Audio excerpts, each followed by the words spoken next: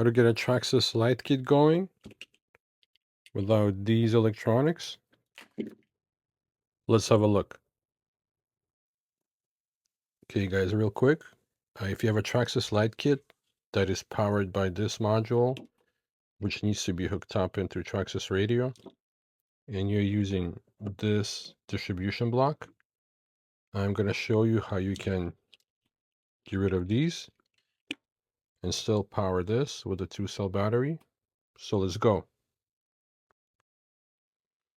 All right, so initially, this kind of distribution block has this connector attached to it. It's a DuPont 2.0. And if you're watching this video, you probably have ripped one of these off, maybe more than one.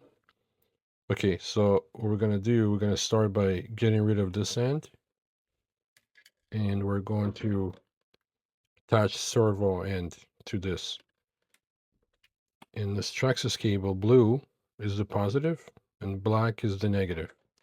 All right, so you're gonna attach this servo cable to the end of it. That's step number 1. Step number 2 is a DC to DC step down converter. I got this one from AliExpress for 5 or 6 Canadian dollars. Okay, so you need one of these. This particular one is 12 volts to 3.3 volts. This is what you need for any Traxxas Light Kit. You need 3 volts and at least half an amp. This one is 2.5 amps. Okay, so getting this is step 2. Step 3 is attaching this plug to the input side of it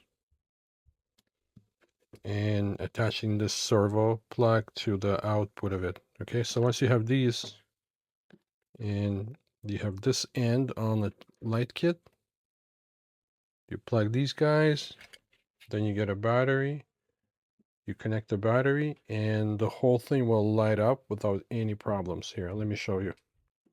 So here we go. The battery's connected to the step down converter. Step down converter is connected to the light kit.